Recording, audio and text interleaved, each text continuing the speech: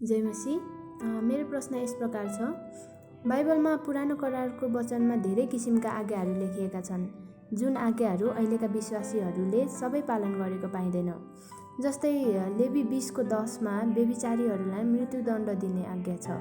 त्यसै गरी लेवी 19:19मा 2 किसिमको धागो मिसिएको लुगा लगाउन मनाइ गरिएको छ।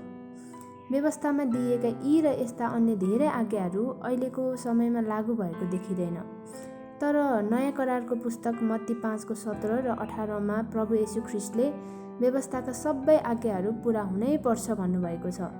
अनि प्रेरित पावलले पनि रोमी 3:31मा व्यवस्था कायम राख्नुपर्छ भनेका छन्।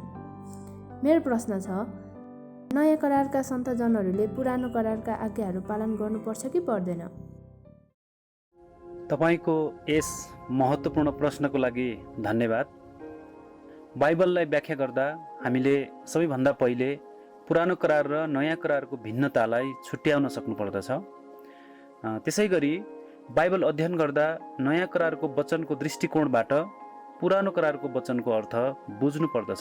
किनभने पुरानो करार छाया मात्र हो भने नयाँ करार वास्तविकता हो, जुन कुरालाई हिब्रू 10 पद 1 र कलस्सी 2 पद 17मा पनि जनाइएको छ।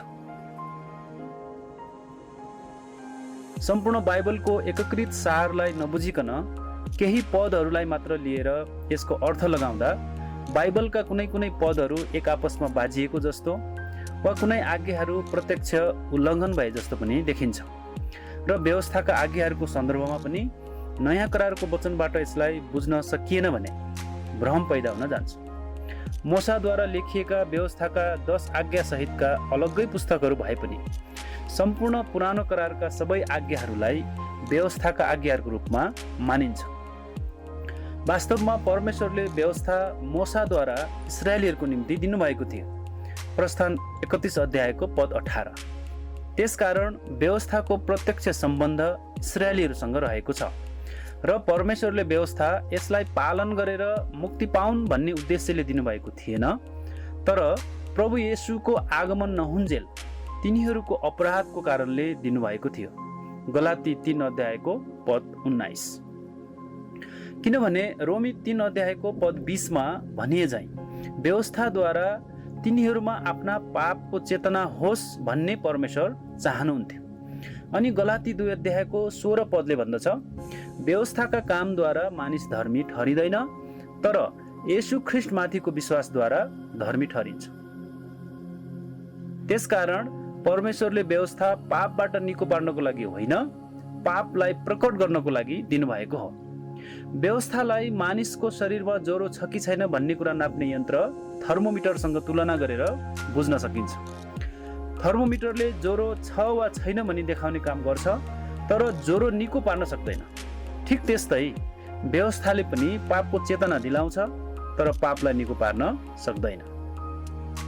इस्राएलीहरू संसारका सबै मानिसहरूको प्रतिनिधित्व गर्नको लागि चुनिएका नमुना जातिहरू भएको हुनाले तिनीहरूद्वारा संसारका सबै मानिसहरूलाई पापको चेतना दिलाउनको लागि परमेश्वरले व्यवस्था दिनुभएको थियो। यसर्थ इस्राएलीहरूको दोषले सारा मानव जातिको दोषलाई प्रमाणित गरेको ठहरिन्छ। रोमी 3 पद 19। अनि याकुब 2 10 पदमा भनिए झैं पवित्र परमेश्वरको दृष्टिमा व्यवस्थाका आज्ञाहरूमध्ये कुनै एउटा उल्लङ्घन गर्नु पनि सम्पूर्ण व्यवस्था उल्लङ्घन गर्नु जस्तै हुन्छ। यसबाट हामी भन्न सक्छौँ कि सबै मानिसहरूले व्यवस्था उल्लङ्घन गरेका छन् र यसको फलस्वरूप उनीहरूले मृत्युको श्राप पाएका छन्, किनकि परमेश्वरको पवित्रता र धार्मिकताले पापको दण्ड चुक्ता हुनै पर्छ भन्ने माग गर्दछ। रोमी 6 पद 23, इजकेल 18 पद 20। प्रभु येशूले मत्ती 5 17 पदमा भन्नुभयो, म व्यवस्था रद्द गर्न होइन तर पुरा गर्न आए। त्यसै गरी कलस्सी 2 पद 14मा लेखिएको छ कि उहाँले हाम्रो विरुद्धमा रहेको तमसुक र त्यसका सबै कानुनी दाबीहरूलाई क्रुसमा किला ठोकी रद्द गरिदिनु भयो।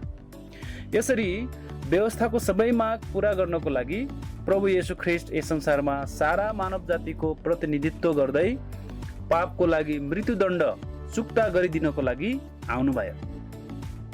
प्रभु येशू ख्रिस्ट आफू पाप रहित हुनु भएर पनि पापीहरूको सट्टामा मर्नुभयो र अन्त्यमा अब सिद्धियो भनी घोषणा गरेर आफ्नो आत्मा त्यागिदिनुभयो। यूहन्ना 19 अध्यायको पद 30। रोमी 10 अध्यायको पद 4 मा भनिएको छ कि ख्रिस्ट नै व्यवस्थाको अन्त्य हुनुहुन्छ। त्यसैले प्रभु येशू ख्रिस्टमा हुनेहरू सम्पूर्ण व्यवस्था उहाँमा पूरा भइसकेको हुनाले व्यवस्थाका सम्पूर्ण नियमहरूबाट स्वतन्त्र पारिएका हुन्छन्। गलाती 5 अध्यायको पद 1।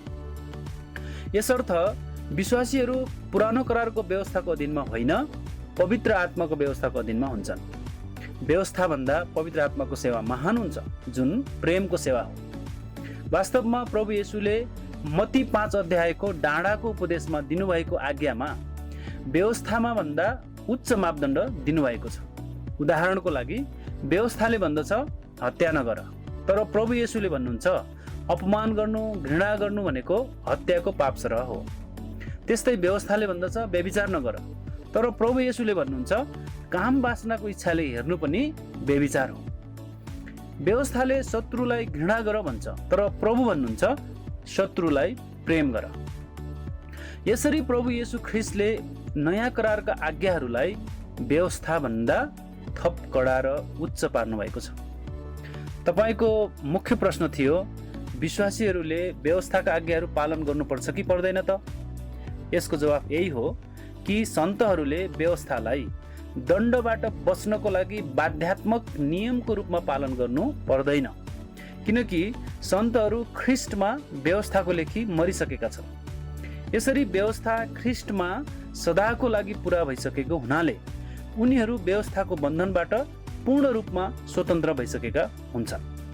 यद्यपि हामीले यो पनि बिर्सनु हुँदैन कि विश्वासीहरू व्यवस्थाको अधीनमा नभए तापनि यसलाई पूर्ण रूपमा बेवास्ता गर्नु उचित हुँदैन, किनकि रोमी 7 अध्यायको पद 12 मा भनिएको छ कि व्यवस्था पवित्र छ र आज्ञा पवित्र, न्यायसङ्गत र असल छ।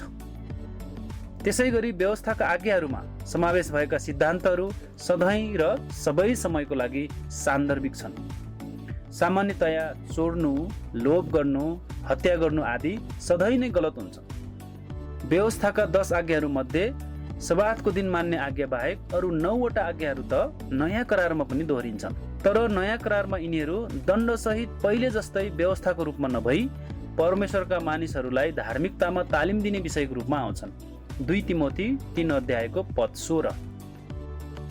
त्यसैले सन्तहरूले व्यवस्थाका आज्ञाहरूलाई आत्मिक वृद्धिको लागि शिक्षाको रूपमा लागू गर्न सक्छन्, तर याद राख्नुहोस् कि व्यवस्थालाई विश्वासीहरूले पालन गर्नै पर्ने नियमको रूपमा लागू गर्न भने कदापि मिल्दैन। आशा छ तपाईको मनमा भएका सबै प्रश्नहरूको जवाब पाउनुभयो। तपाईको प्रश्नको लागि फेरि पनि धन्यवाद।